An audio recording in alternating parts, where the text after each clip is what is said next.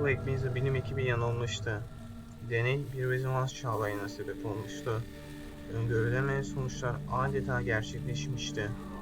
16 Mayıs'ta Black Mesa'da yaşananlar artık hiçbir şeyin eskisi gibi olmayacağını bir göstergesiydi. Bugün burada yaşananlar sadece Black Mesa'yı değil, dünyayı da hiç olmadığı kadar değiştirecekti. Her şeyin kaynağı Black Mesa faciasıydı. Black Mesa'da tam bir kaos hakimdi. Işınlanarak tesiste varlığını göstermeye başlayan yaratıklar hiç kimseyi sağ bırakmıyorlardı. Black Mesa personeli çaresizdi. Black Mesa güvenlik güçleri durumu hiçbir şekilde kontrol altına alamıyorlardı. Güvenlik personelinin dikkatine, derhal Sektör C'ye gidiniz.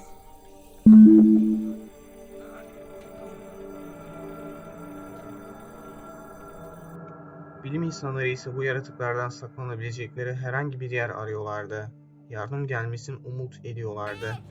Black Mesa artık bir araştırma tesisinden ziyade insanların hayatta kalmaya çalıştıkları bir yere dönüşmüştü. Rezonans çağlayanın etkisiyle bir süre baygın kalan Gordon sonunda kendine gelir.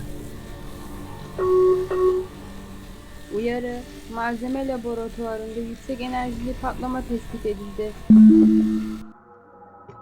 Gordon, üzerindeki tehlikeli çevre kıyafeti sayesinde deney alanından sağ kurtulmaya başarmıştı.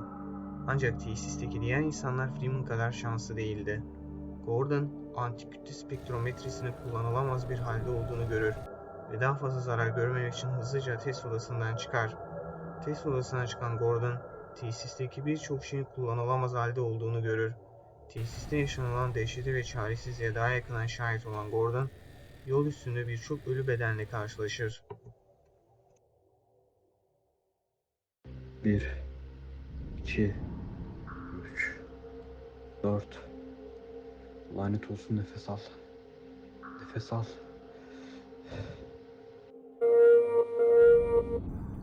Sektör C bilim ekibinin dikkatine, bölgeyi derhal tahliye ediniz.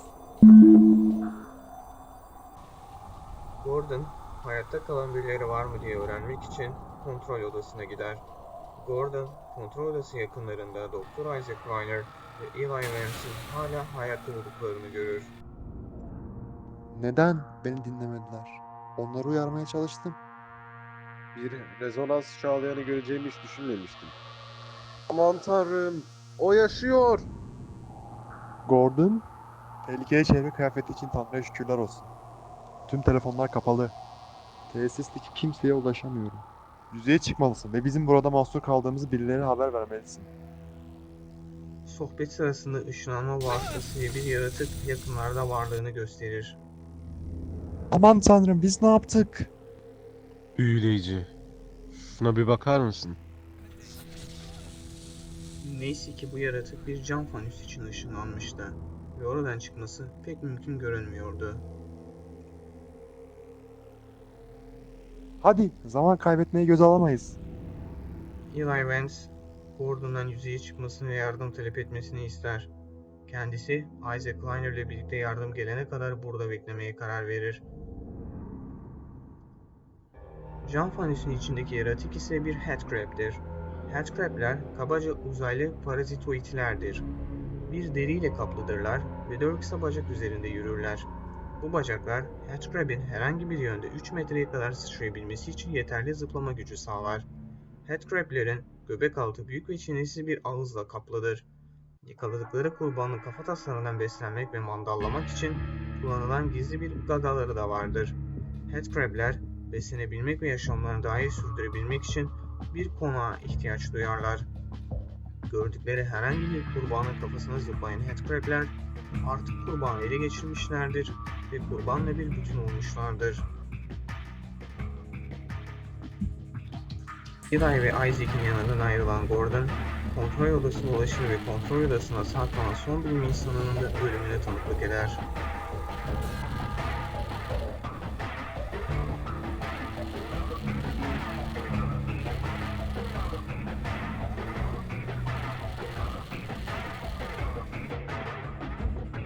Kontrol odasına çıkan Gordon, bir bilim insanının dehşet verici bir şeyde yandığına şahit olur. Ancak bu bilim insanında bir tuhaflık da sezer. Bilim insanının baş kısmı da tuhaftır ve elleri de farklılaşmıştır. Beden bütünüyle yandığı için Gordon cesedi tam olarak inceleyememiştir. Sektör C personelinin dikkatine. Lütfen durumunuzu bildirin. Gordon'un tam önünde bir headcrab ışınlanır. Headcrab, Gordon'un kafasına zıplamaya çalışır. Savunmasız olan Gordon hemen bulunduğu yerden uzaklaşır. Vücudunun alt kısmı tamamen kopmuş ve yanmakta olan bir Black Mesa bilim insanı rastlayan Freeman, bilim insanının hala hayatta olmasına şaşırır ve aynı tuhaflıklara bu bilim insanında da rastlar.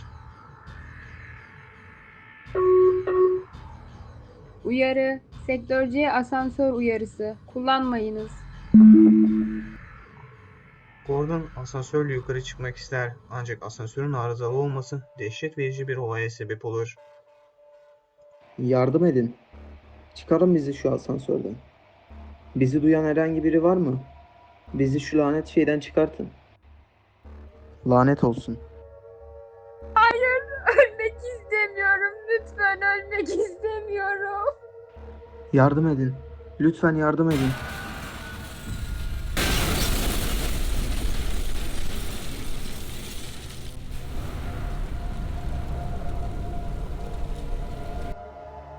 Bu dehşet verici olaydan sonra Gordon merdivenleri kullanarak yukarı çıkmak zorunda kalır. Yukarı çıkan Gordon burada bir güvenlik görevlisiyle karşılaşır. Gordon, bu sen misin? Seni gördüğüme sevindim. Bu şeylerden ne ve neden bilim ekibinin üniformasını giyiyorlar? Güvenlik görevlisini öldürdüğü yaratık Black Mesa bilim insanına benziyordu ve kafasında bir headcrab vardı.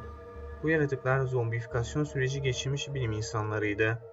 Zombifikasyon süreci headcrab'lerin yakaladıkları kurbanın kafasına zıplamalarıyla başlar. Headcrab'ler asalak bir türdür.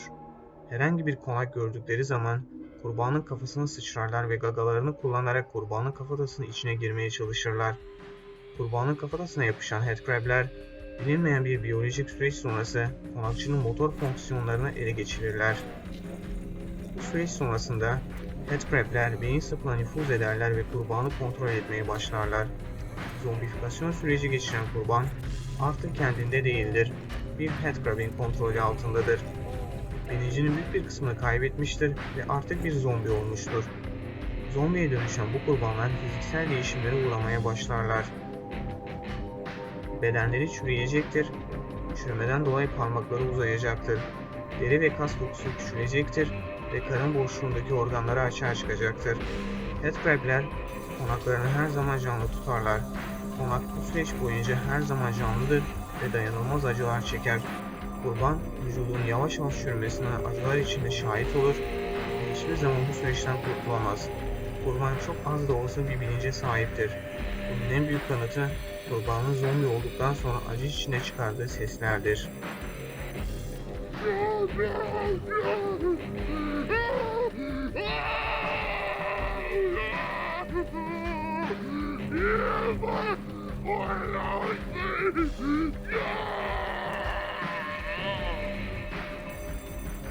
Kurbanın kafasındaki headcrab'in ölmesi durumunda kurban da yaşamını yitirir. Aslında bu bir ölüm değil, kurtuluştur. Headcrab'den gelen yaşamsal desteği kaybeden kurban, sonunda acılarından kurtulur ve headcrab öldüğü gibi kendisi de ölür. Freeman ve güvenlik görevlisinin gördüğü yaratık standart zombidir. Headcrab'lerin Black Mesa ışınlanması sonrası tesisteki birçok personel standart zombiye dönüşmüştür. Zombiler, headcrab'lerin kafalarına baskı yapması dolayısıyla çene ve ağızlarını kaybetmişlerdir. Bu nedenle beslenmek için karın boşluklarını kullanırlar. Beslenecekleri gıdayı karın boşluğundan vücutlarının içine sokarlar. Eğer zombi kafasındaki headcrab ölmeyecek şekilde öldüyse, headcrab konaktan ayrılır ve yeni konak bulmak için etrafındaki kurbanlara saldırmaya devam eder. Headcrab'ler büyük bir tehdit gibi görünse de kendileri Black Mesa'ya ışınlanan birçok yaratıktan sadece bir tanesiydi.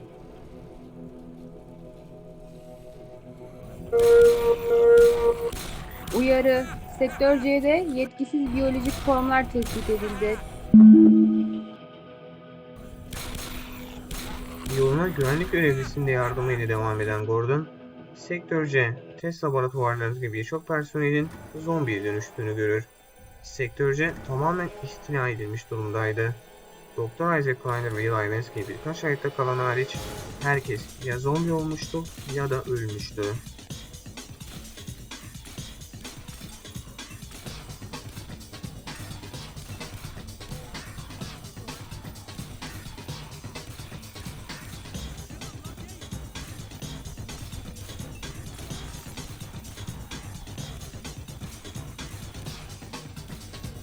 Sektör C, test laboratuvarları girişinde güvenlik görevlisiyle Gordon'un yolları ayrılır. Sektör içinde Gordon'u zombi ve headcrab'lerden koruyan güvenlik görevlisi yardım çağrısında bulunabilme ihtimaline karşın Sektör C girişinde kalma kararı alır.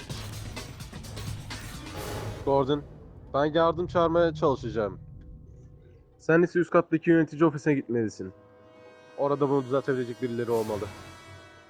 Güvenlik görevlisi Sektör C'de kalmaya devam eder ve yardım çağrısında bulunmaya başlar. Gordon ise sektörde yönetim ofislerine doğru yol alır.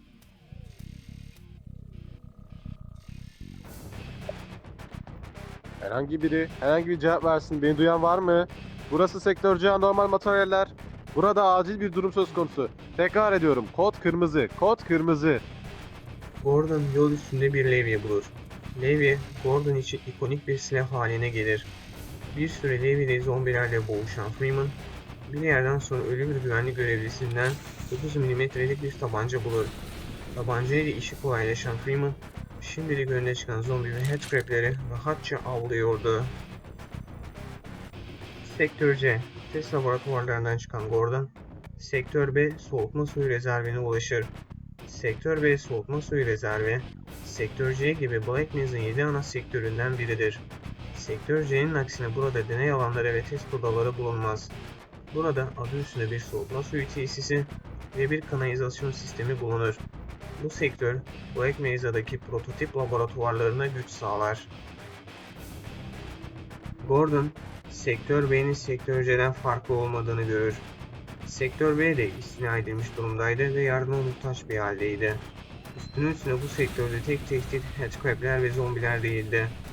Yeni ve farklı yaratıklar bu sektörde varlığını gösteriyordu.